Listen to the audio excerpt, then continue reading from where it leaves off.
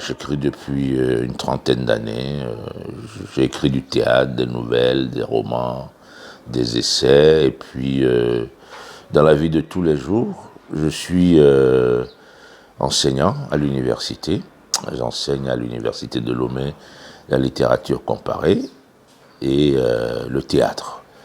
Voilà ce que je fais essentiellement. Bon, sinon, pour mes œuvres, j'en ai écrit à ce jour une vingtaine. Ça va être très long de les citer tous. Le dernier, c'est un petit recueil de nouvelles que j'ai publié chez un éditeur à Lomé. Et le livre s'appelle Le sandwich de Britney Spears. Voilà.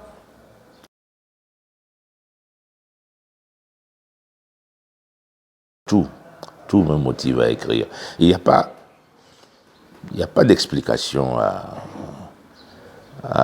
la motivation d'un écrivain. On n'écrit pas le même type de livre, on écrit des livres différents. Donc, à chaque livre, il y a une motivation. Donc, si je dois dire ce qui me motive de façon générale, je serais un menteur devant l'Éternel. Donc, je dirais que, en réalité, chaque écrivain, selon le moment, a des préoccupations qui peuvent être d'ordre social, politique, purement esthétique. C'est pour ça que quand on demande à un écrivain pourquoi il écrit, il est embêté. Il ne peut pas vous dire réellement pourquoi. Mais si on lui demande pourquoi il a écrit un livre, précisément, il peut répondre à la question. Vous voyez ce que je veux dire? Donc, les motivations divergent.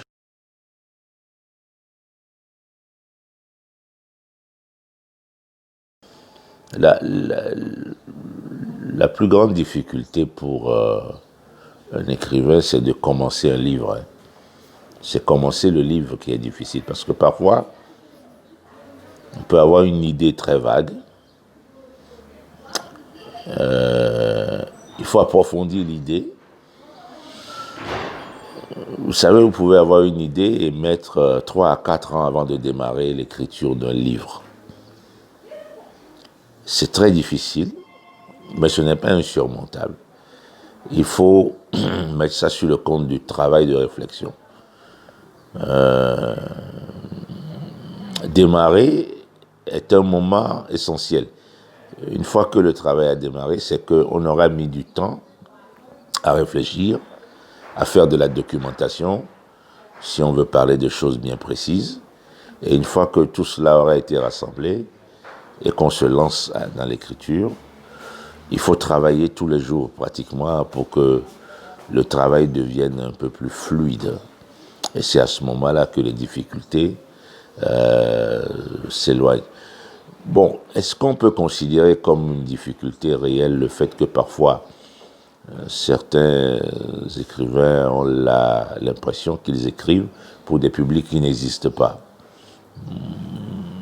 Ouais, surtout dans nos pays africains où la lecture n'est pas quelque chose d'encore bien ancré dans nos traditions. Il y a des moments où il n'y a pas de rencontre entre l'écrivain et son public. Okay? Les livres sortent, très peu de lecteurs, mais il faut aussi imaginer que les livres ne sont pas écrits pour un temps. Les livres sont écrits pour durer, dans le meilleur des cas. Donc il y a toujours l'espérance qu'un jour, un livre écrit en 2019 puisse encore être lu en l'an 3000.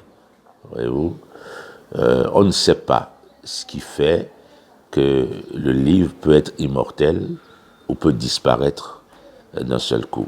Voilà ce que je peux dire.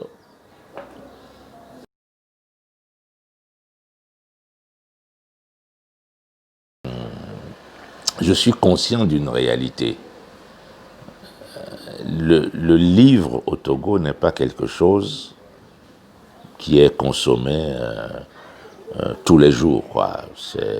Ce n'est pas une priorité pour quelqu'un d'aller acheter un livre, mais c'est une priorité d'aller acheter des cahiers pour son enfant pour aller à l'école, ou d'acheter du tissu pour confectionner un habit pour l'enfant.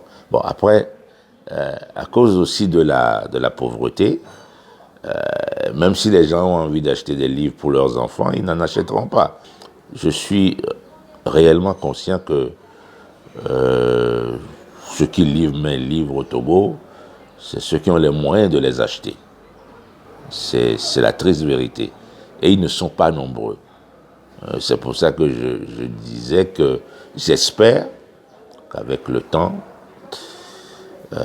les politiques de lecture feront que les gens liront davantage, mais il y a aussi une question économique à régler pour que les gens puissent accéder aux livres. Pour l'instant, je serais irréaliste de penser qu'il y a 90% de gens qui lisent mes livres au Togo. Quand je suis optimiste, souvent je dis qu'il y a peut-être 10% de gens qui lisent, mais c'est déjà ça.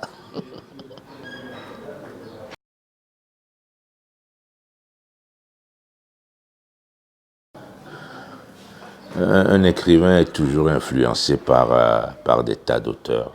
Et il n'est pas bon de citer les auteurs qui ont influencé un auteur. C'est pas bien parce que vous faites un choix alors que vous êtes, vous êtes conscient que chaque auteur que vous avez lu, ce que vous avez aimé comme ce que vous n'avez pas aimé, ont contribué à votre propre formation intellectuelle. Souvent, c'est ceux qu'on n'aime pas qui vous permettent de ne pas faire comme eux, ok? Parce que vous trouvez des défauts chez eux, donc peut-être que vous-même vous avez ces défauts-là et vous allez les corriger automatiquement. Donc, puisque les livres, pour moi, les livres naissent toujours des autres livres. Donc, il faut rendre hommage à tous les écrivains que nous lisons en disant plutôt que c'est la fréquentation des autres auteurs, de tous les auteurs, qui nous permettent de continuer à être écrivains également.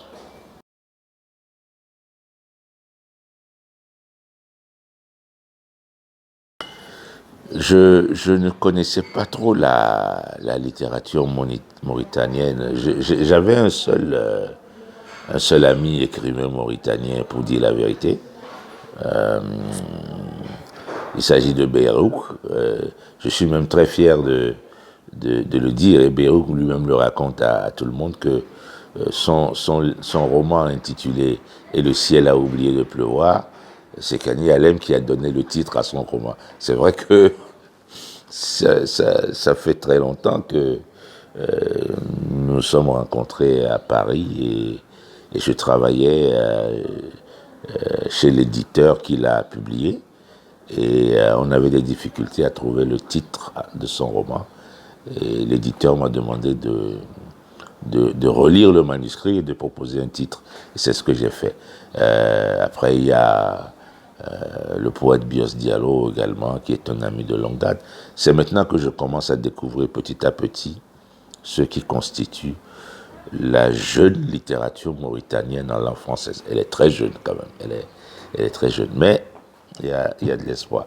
Et j'ai lu récemment une nouvelliste, c'est la première femme que je lis parmi les auteurs mauritaniennes, qui a écrit une très belle nouvelle dont j'ai oublié le titre, qui raconte la découverte de l'amour entre une femme et un homme. Ça m'a permis de découvrir un peu les pratiques amoureuses de la société mauritanienne, où les hommes et les femmes se parlent sans se toucher. Ça, c'est vraiment quelque chose de très culturel que j'ai apprécié chez cet auteur, dont j'oublie le nom malheureusement.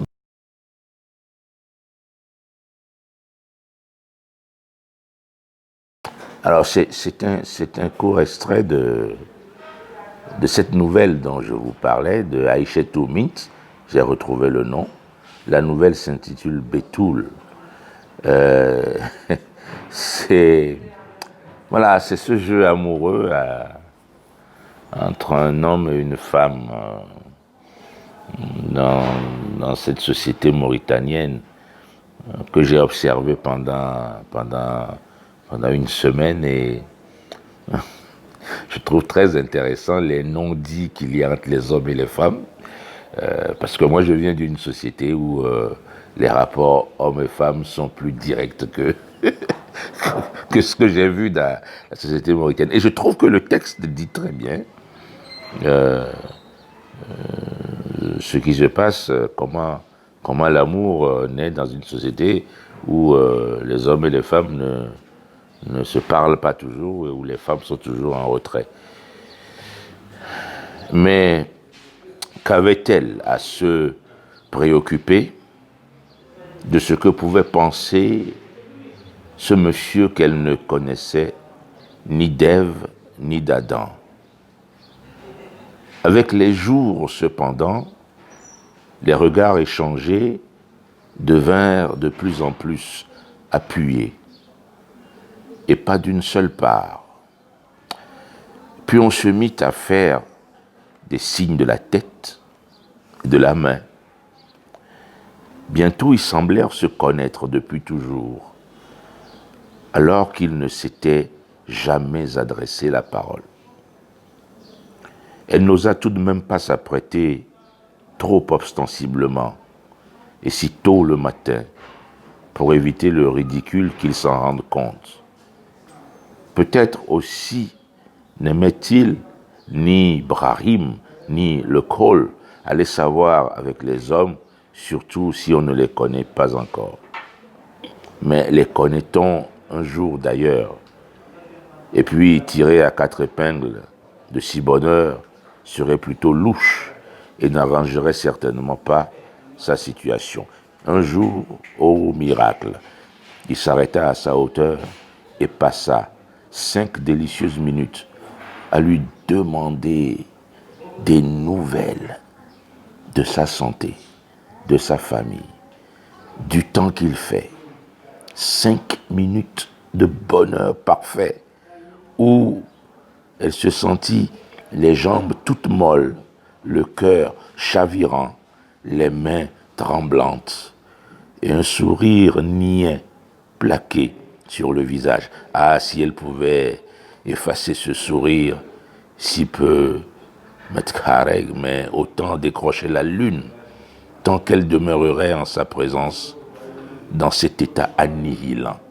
Je trouve ça très beau.